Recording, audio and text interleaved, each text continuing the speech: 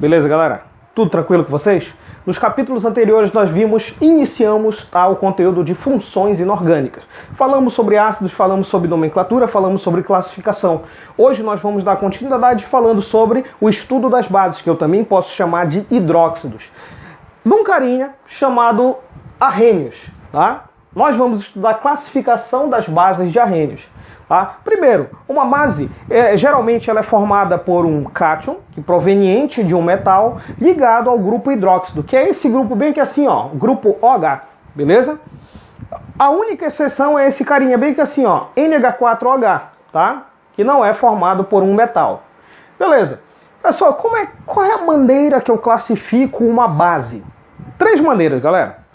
Primeira, quanto ao número de hidróxidos. Segunda, quanto à solubilidade em água. E terceiro, quanto ao grau de ionização ou dissociação, tá? Que vai afirmar quem é forte e quem é fraco. Beleza. Primeiro, número de grupos hidróxidos, tá? Que é os grupos OH.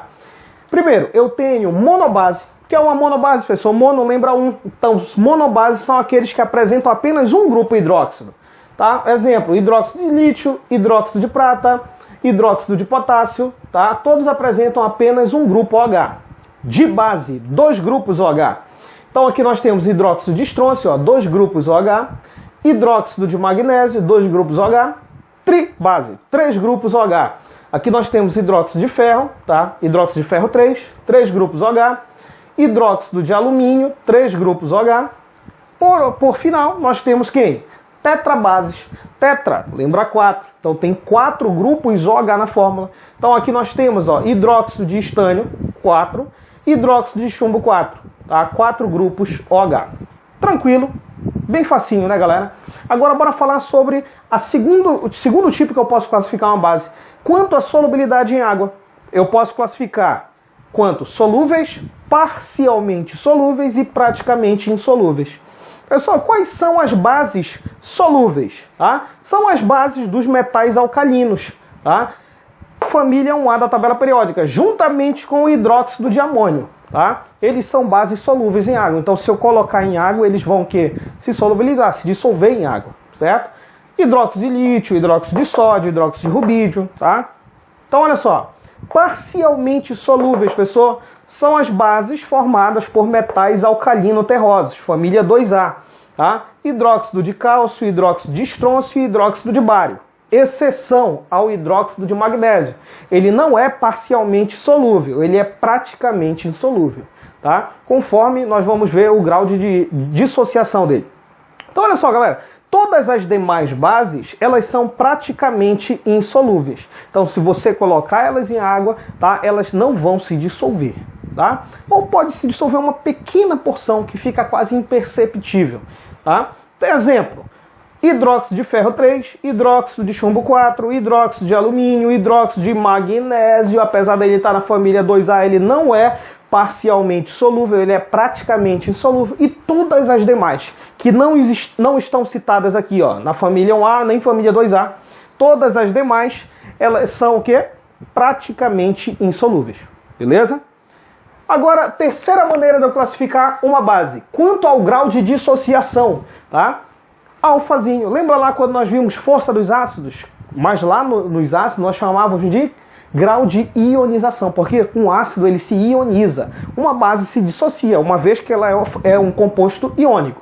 Então olha só, galera, é da mesma maneira que eu calculo lá, tá? O alfa vai ser Nzinho sobre Nzão. Que é Nzinho, pessoal? Número de íons fórmula dissociados, tá? Que foram dissociados, ou seja, que se dissociaram, formaram íons, tá? Separaram, onde se separaram os íons, tá? E aqui nós temos Nzão, o número de íons fórmula dissolvidos, que é o total de íons fórmula que eu dissolvi lá na solução. Então aqui nós temos as classificações quanto fortes e fracas. Pessoal, quais são as bases fortes? Nós temos as bases formadas por metais da família 1A, metais alcalinos, e família 2A, metais alcalinos terrosos. Tá? Bases formadas por esses metais, elas são fortes, galera. Professor, e as fracas? Todas as demais bases de metais, tá? Todos os demais bases, tá? Bases de metais, todas as demais bases, tá? E o NH4OH, o hidróxido de amônio, tá? Ele é fraco, beleza? Tá? Hidróxido de alumínio, tá? Hidróxido de ferro 2, hidróxido de zinco, tranquilo? Todas as demais outras, elas são fracas. Pessoal, mas quanto grau de dissociação o senhor não falou? Galera, se o grau de dissociação for aproximadamente 100%, fazendo esse cálculo eu multiplico por 100, se ele for chegar próximo a 100%, nós temos uma base forte. Tá? Se o valor desse alfa ele der menor ou igual a 5%, nós temos uma base fraca. Tranquilo? Te liga só aqui na parada, presta atenção, não vacila. Aqui, olha, nos grupos da tabela periódica, nas famílias, nas colunas, tá? Quanto maior o aumento, tá? O aumento do raio atômico, maior a força. Então, aumentou o raio atômico, aumentou a força da base. Galera, professor, mas lembra lá, como é que aumenta o raio atômico na tabela periódica? Bebê, presta atenção. Ele aumenta de cima para baixo nas famílias e da direita para a esquerda nos períodos. Tranquilo? Aumentou o raio, aumentou a força. Professor, e a nomenclatura? Como é que fica a nomenclatura aí das bases? Presta atenção. Existem dois tipos de nomenclatura de bases. Quando o cátion, que está ligado ao grupo hidróxido, apresentar NOx fixo, que não varia, tá? A nomenclatura vai ser assim, começa com a palavra hidróxido, D, nome do cátion, tá? Olha lá, LiOH, opa, tem grupo hidróxido ligado a um cátion, tá? A um metal. Nós temos então aqui o hidróxido, D, nome do cátion, que é esse carinha aqui, é o lítio, hidróxido de lítio. Beleza. É só BaOH2. Beleza. Nós temos aqui o hidróxido de, esse carinha aqui é o bário, tá? Hidróxido de bário. Tranquilo, tá? Eles apresentam NOx fixo, tá? Professor, e se agora o cátion apresentar um NOx que variável, tá? A nomenclatura vai ficar hidróxido, nome do metal, aí vai vir um NOx, agora em algarismos romanos, se for mais 2, tá? Um NOx do cátion, se for mais 2, então vai ser 2 em algarismos romanos. Se for mais 4, vai ser 4 em algarismos romanos. E assim por diante. Ou eu posso colocar o sufixo oso para o menor NOx e o sufixo ico para o maior NOx. Beleza? Por exemplo, galera, olha para cá. FeOH2, FeOH3. Nós temos duas bases aqui formadas por o mesmo cátion, beleza? Esse 2 aqui, ó, quer dizer que a carga, o NOx do ferro é mais 2. Esse 3 lá, olha, indicando que tem 3 hidróxidos, quer dizer que a carga do ferro aqui em cima é mais 3. Tá? Uma vez que a carga do hidróxido é menos 1. Então, para balancear a carga, tá? Então, mais 2 menos 2, 0. Mais 3 menos 3, 0. Então, olha só, como é que vai ficar o nome aqui, professor, desses dois? Seguindo a primeira regrinha, vai ficar assim, galera. Então, vai ficar o nome hidróxido, tá? Vou abreviar bem aqui assim. Hidróxido, nome do metal, tá? Hidróxido de ferro, cátion, mais 2. Então, tu não vai colocar aqui mais 2. Tá? Tá errado. Em algarismos romanos, então hidróxido de ferro 2. Ou poderia também colocar, tá? Galera, entre mais 2 e mais 3, qual é o menor NOx? Mais 2. Então, se é o menor NOx, termina com oso. Hidróxido de ferro 2 ou hidróxido ferroso. Ferroso, tá? Sufixo oso. Como é que fica esse aqui, professor? Vou colocar hidróxido de ferro 3, tá? Uma vez que o NOx do cátion é mais 3. Beleza, hidróxido de ferro 3 ou maior NOx termina com ico. Hidróxido férrico, beleza? Acrescenta um acento agudo aqui no E. Hidróxido férrico. Pessoal, PbOH2, PbOH4. Qual é o NOx? Fala para mim do chumbo mais 2. Olha só. Qual é o NOx aqui do chumbo aqui nesse outro composto? Mais 4. Beleza. Então aqui vai ficar como? Hidróxido de chumbo. NOx mais 2. Então hidróxido de chumbo 2. Aqui o de baixo. Hidróxido de chumbo, algarismos romanos, 4. Hidróxido de chumbo 4. Pessoal, como é que fica o outro nome? Se eu fosse usar outro nome aí, NOx maior, NOx menor.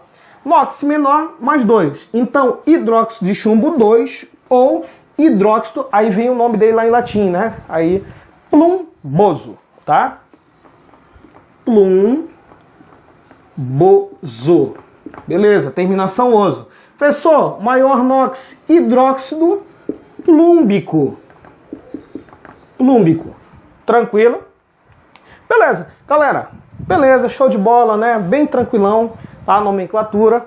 Olha para cá agora esse babado que é importantíssimo. Bora falar sobre indicadores ácido-base. Pessoal, o que é indicadores ácido-base? São substâncias geralmente orgânicas, tá? Que elas vão mudar de cor na presença de um ácido ou de uma base.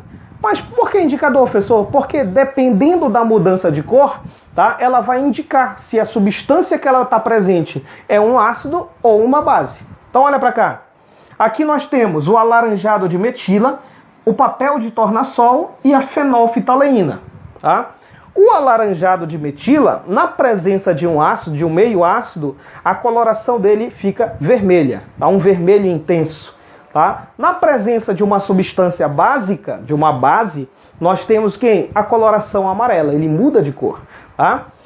Pessoal, e o papel de tornassol? O papel de tornassol em meio ácido, ele fica rosa, beleza? E em meio básico, professor, ele fica azul, ele muda para azul. Professor, agora e a fenolftaleína? A fenolftaleína, galera, ela é um líquido incolor, tá?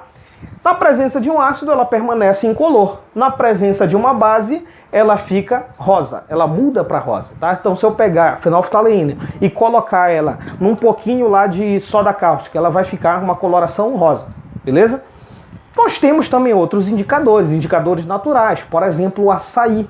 O açaí, já prestou atenção quando sobra um pouquinho lá na tigela, tu coloca lá para lavar, e quando pinga um pouquinho de sabão ele fica verde, tá? Quer dizer que ali ele está na presença de uma base, beleza? Proveniente do sabão, tá? Ah, professor, e quando eu pingo lá umas gotas de limão e tal, para o meu organismo, né, conseguir lá, captar lá o ácido ascórbico, tá?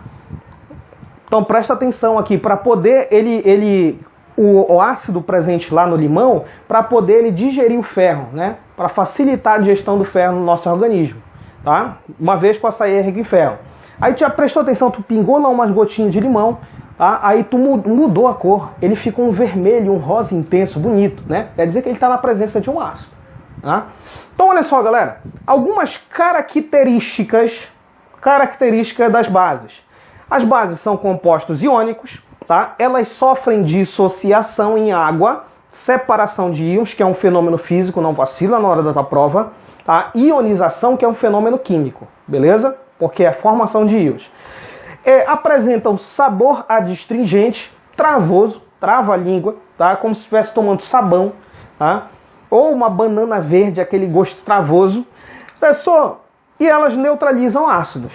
Tá? Então elas têm a capacidade de neutralizar ácido. Professor, como assim neutralizar? Então, se eu tiver, por exemplo, ocorrer um acidente com ácido, eu posso pegar uma base que não seja muito forte, lógico, tá? E jogar lá sobre o ácido, né? Adicionar sobre o ácido e vai formar sal e água. Então o composto ele vai o que? Se neutralizar, beleza? Galera, tranquilo a nossa aulinha, tá? Vou ficar um pouquinho de ladinho aqui para tirar o print aí. Tu tira um print, tirou o print, beleza? Espero que vocês tenham gostado da aula, tá? Beleza pura, fechamos, tá? A parte de Química 1 do livro 3. Agora, nos próximos capítulos, iniciaremos lá sobre Química 4. Beleza, galera? Fiquem com Deus. Abração. Tchau, tchau.